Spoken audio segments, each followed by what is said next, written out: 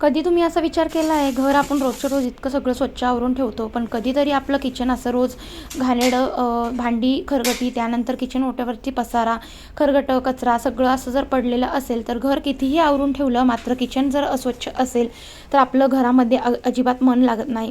सतत चिडचिड होत असते. त्यानंतर घरामध्ये पॉझिटिव्ह एनर्जी येत नसते. तर अशा गोष्टी तुमच्यासोबत देखील घडत असेल तर हा व्हिडिओ शेवटपर्यंत नक्की कंटिन्यू करा. कारण या व्हिडिओमध्ये मी तुम्हाला आज घरामध्ये पॉझिटिव्ह एनर्जी ठेवायची असेल तर किचनपासून आपण स्वच्छता कशी केली पाहिजे, तर ही गोष्ट आज ह्या व्हिडिओमधनं दाखवणार आहे. तर मी मीनल स्वागत करते आजच्या एका नवीन व्हिडिओमध्ये. आय होप तुम्ही सगळेजण मजेत असाल, मजेतच राहा. तर आजचा व्हिडिओ खूप इम्पॉर्टंट टॉपिकवर आहे, जे की आपलं किचन हे नेहमीच बायकांचं अगदी प्रिय असतं. तर किचनमध्ये नेहमीच आपण जेव्हा आलो, आपल्याला किचनमध्ये नेहमीच थकवा, चिडचिड आणि सतत स्वयंपाक करण्याची देखील कंटाळा येत असतो. आता उन्हाळा चालू झालेला आहे, त्यामुळे किचनमध्ये तुम्ही कितीही स्वच्छता ठेवली तरीही किचनमध्ये झुरळं, मुंग्या असं बघायलाच भेटेल. कारण उन्हाळ्यामध्ये किंवा पाल वगैरे देखील तुम्हाला घरामध्ये दिसेल. तर आता फ्लॅट सिस्टीम असेल तर तिथे तुम्हाला पाल वगैरे बघायला भेटणार नाही. पण जर तुमचं घरामध्ये कितीही किचन आपण क्लीन करून ठेवला, रात्रीच्या वेळी मॉर्निंगला जर तुम्ही आलात तर तिथे आपल्याला कॉक्रोच वगैरे एखादा दोन किंवा मुंग्या वगैरे जाणवतात. तर त्या गोष्टी कशामुळे ना, आपल्या घाई गडबडीच्या रोजच्या जीवनामध्ये आपण काय करतो ना, बऱ्याच साऱ्या गोष्टी आपण घाईघाईने करायला बघतो. तर आपल्या दुसरीही कामं असते बरेच सारे घरामध्ये, मॉर्निंगची कामं, रात्रीची, जेवणाची, त्यानंतर घरातली साफसफाई, कपडे, मुलांचं आवरणं, मुलांना खाऊ घालणं. तर इतक्या सगळ्या गोष्टींमध्ये आपण सगळ्या गोष्टी घाईघाईने आणि पटपट करायला बघतो. तर अशाच काही गोष्टी असतात ज्यामुळे आपल्याला घरामध्ये सतत आपल्याला काम करून देखील आपल्याला चिडचिड होत असते, थकवा जाणवत असतो. किचनमध्ये काम केलेलं असूनसुद्धा आपल्या किचनमध्ये कधीतरी घाणेरडा वास येत असतो.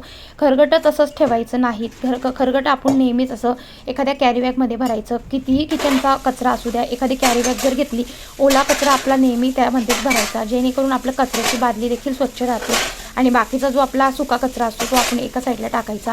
तर आता माझं ठरलेलं असतं की किचनमध्ये मॉर्निंगला मी एक कॅरीबॅग करतेच. त्या कॅरीबॅगमध्ये जे काही अन्न असतं, शिळं अन्न किंवा जे काही खरकटं अन्न असेल ते तुम्ही किचनमध्ये अजिबात ठेवू नका. त्यामुळे देखील आपल्या किचनमध्ये घाणेरडा वास येतो आणि आपल्या किचनची जी काही स्वच्छता असते ती राहत नाही. त्या वासामुळे देखील आपल्या किचनमध्ये नेहमीच झुरळं, मुंग्या जाणवत असतात. तर अशाच काही टिप्स असतात ज्या की आपण रोज फॉलो केल्या पाहिजे. तर आता किचनमध्ये मी आल्यानंतर सगळ्यात पहिले चला म्हटलं, आता जे काही भांडी आहे ती आवरून घेऊया. भांड्याचा जो एकदा पसारा कमी केला ना, तर किचन काउंटर पूर्ण रिकामं होतो. जे की आपल्याला किचन काउंटर जर डीप क्लीन करायचं असेल तर झटपट आपल्याला आवरता येतो. अशाच काहीतरी छोट्या मोठ्या टिप्स असतात जे की किचन काउंटर आपला बराच मोठा असला तर आपल्याला सवय असते की किचन काउंटरवर स्वयंपाक झाला की सगळी डबे, सगळ्या वस्तू अशा जसल्या तशा आपण किचन ओट्यावर ठेवत असतो. जेवण मात्र झाल्यानंतर तो काम करायचा मात्र कंटाळा येऊन जातो. दुपारच्या वेळी जेवण झाल्यानंतर अगदी आळस आणि झोप लागते. त्यामुळे आपलं किचनमध्ये काम करण्याची इच्छा होत नाही आणि रात्रीच्या वेळी देखील आपण स्वयंपाक बनवला की आपल्याला परत किचनमध्ये जायची इच्छा वाटत नाही. रात्रीच्या वेळी सगळ्यांना म्हणजे सगळे शांत बसलेले असतात, आपण एकटंच किचनमध्ये काम करतो, त्यामुळे देखील आपल्याला सतत चिडचिड होत असते. तर अशाच काही गोष्टी मी आज तुमच्यासोबत शेअर करते आहे. तर बऱ्याच वेळा स्वयंपाक जेव्हा आपण करतो ना, त्यावेळी जेव्हा आपण स्वयंपाकाला जी काही भांडी, जी काही डबे आपण घेत असतो, त्या गोष्टी लगेचच आपण जागेवर ठेवायच्या, ज्यामुळे आपलं किचन झटपट आवरलं जातं. आणि स्वयंपाक देखील मात्र करताना एकीकडे जर आपण जी काही भांडी पडलेली असतात ती आपण लगेच घासायला घ्यायची, ज्यामुळे आपलं भांड्याचा जो ढीग जमा होतो ना तो होणार नाही आणि आपल्याला झटपट किचनमधून आपल्याला वेळ काढता येईल.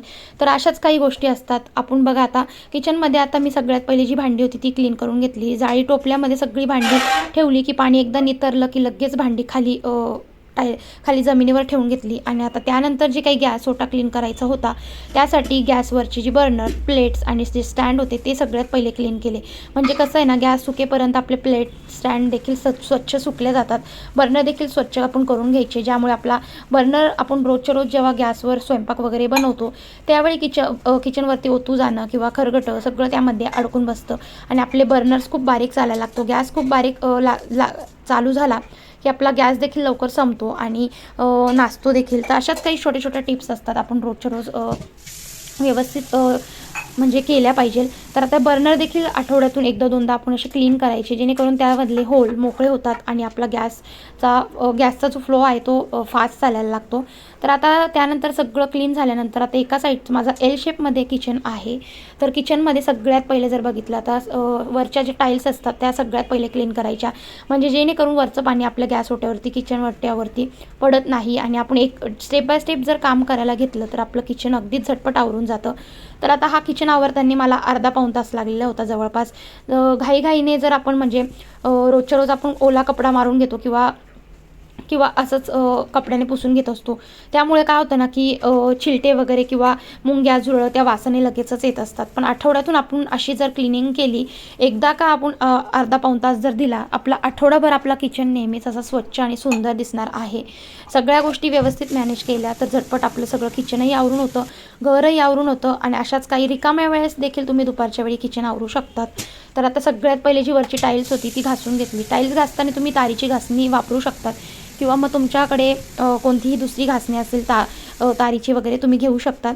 तर मी तारीचीच घासणी शक्यतो टाईल्स वगैरे घासायला घेते, जेणेकरून आपलं हाताचं जास्त बळ आपल्याला लावावं लागत नाही, जास्त दम देखील लागत नाही, तर थकवा वगैरे जाणवत नाही. आपण झटपट तारीच्या घासणीने क्लीन करू शकतो.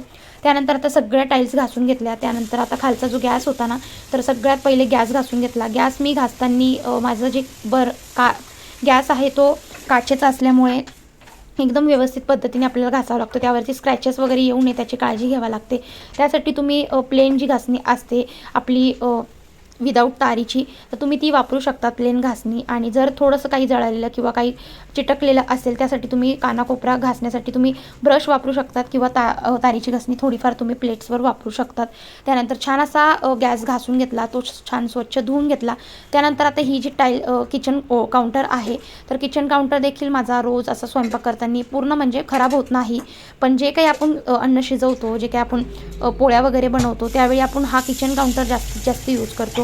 तर अशा वेळी काय होतं ना, तिथं चिकट जमा व्हायला लागतं. आपण रोजच्या रोज कपडा फिरवतो, पण कपडा फिरवल्याने काही तितकं फारसं क्लीन होत नाही.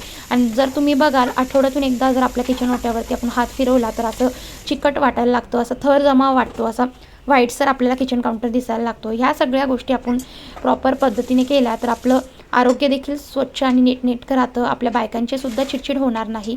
त्या पद्धतीने व्हिडिओ दाखवल्याप्रमाणे मी माझं किचन असं स्वच्छ आणि नीटनेटकं घासून घेत असते. त्यानंतर किचन काउंटर घासून घेतला की पाणी कपड्याने वगैरे पुसायचं नाही, लगेचच पाणी ओतून घ्यायचं आणि वायपरने क्लीन करायचं, जेणेकरून कपड्याचा जो घाणेरडा म्हणजे कपड्याची जी काही घाण लागलेली असते कपड्याला ती सगळी परत किचन काउंटरला चिकटते आणि ज्यामुळे आपलं किचन परतच तसंच दिसायला लागतं. तर असं वायपरचं यूज करायचं. अगदी 30 ते 40 रुपयात तुम्हाला असं वायपर भेटून जाईल मार्केटमध्ये. वायपरमुळे काय होतं ना की पाणी लगेचच कोरडं होतं आणि किचन ओटासुद्धा चमकायला लागतो. तर माझा किचन काउंटर तुम्ही बघतच असाल. त्यानंतर आता जो बेसिंगचा एरिया आहे तो सुद्धा छान व्यवस्थित घासून घ्यायचा. बेसिंगच्या एरियामध्ये आपण इतकी सगळी भांडी घासून घेत असतो, त्यामुळे खरगटं तिथेच असतं, सगळं चिकट तेलकट सगळं तिथेच असतं. त्यामुळे तिथून येणारा घाणेरडा वास बेसिंगमधनं देखील बऱ्याच वेळा तुम्ही बघितलं असेल की किती आपण किचन काउंटर स्वच्छ ठेवला ना तर कधीतरी बेसिंगमधनं घाणेरडा वास येत असतो आणि त्यामधनंच लगेच झुरळं आपल्यावरती किचन काउंटरवर फिरत असतात.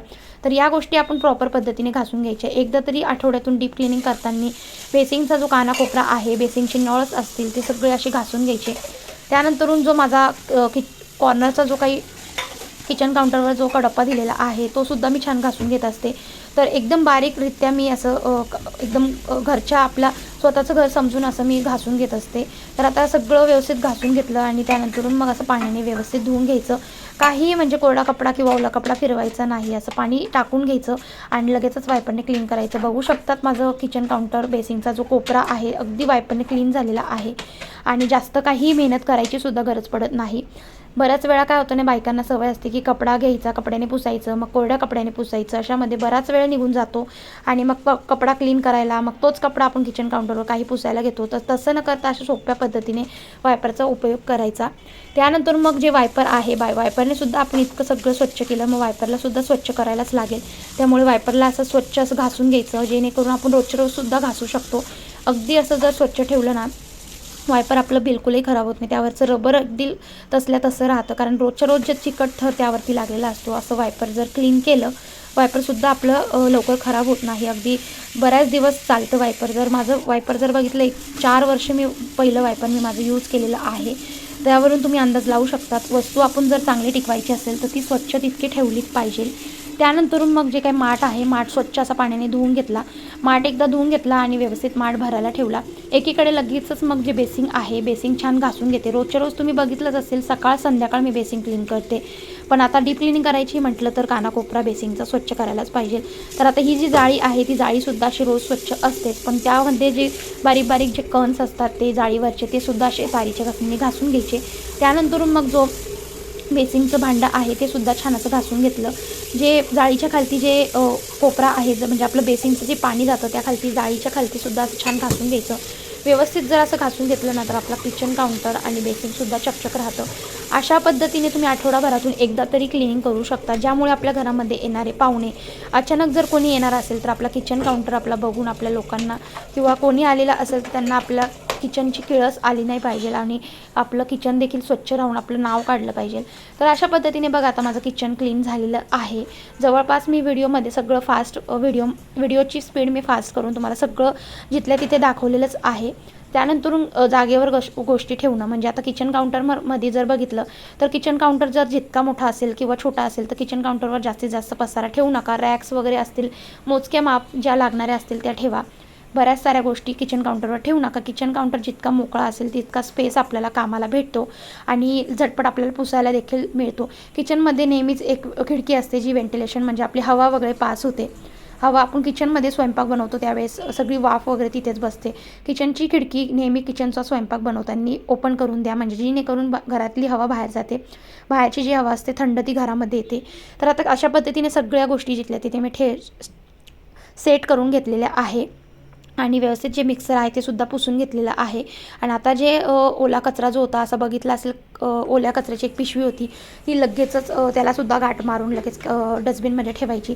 डस्टबिनसुद्धा आपला स्वच्छ ठेवण्यासाठी जास्तीत जास्त डीप खरगटा होऊ नये त्यासाठी आपण एक कॅरी बॅग नक्कीच लावायची, म्हणजे आठवडाभर देखील आपली कॅरी बॅग तशीच राहते आणि आपला कचरा जो आहे, कचऱ्याचा डस्टबिन आहे तो खराब होत नाही. अशा पद्धतीने आता माझं किचन काउंटर क्लीन करून झालेलं आहे. अगदी पाऊण तासामध्ये वेळ लागतो, पण मेहनत घेतली तर आपलं नेहमीच किचन स्वच्छ दिसणार आहे. आजचा व्हिडिओ जर तुम्हाला आवडला असेल, चॅनलला नवीन असतील तर सबस्क्राईब करा, लाईक करा. शॉर्ट्स व्हिडिओ आवडत असेल तर शॉर्ट व्हिडिओला देखील लाईक करा, कमेंट करा, जास्तीत जास्त सपोर्ट करा. व्हिडिओ आवडले असेल, या पुढचा व्हिडिओ तुम्हाला कोणता बघायचा असेल, थोडंसं मोटिवेशनल वाटलं असेल, इतरांना देखील शेअर करा. किचन काउंटर अशाच पद्धतीने मी रोज क्लीन करते, आठवड्यातून एकदा डीप क्लिनिंग करते. तर आवडलं असेल तर लाईक, शेअर, सबस्क्राईब नक्की करा. भेटते, बाय.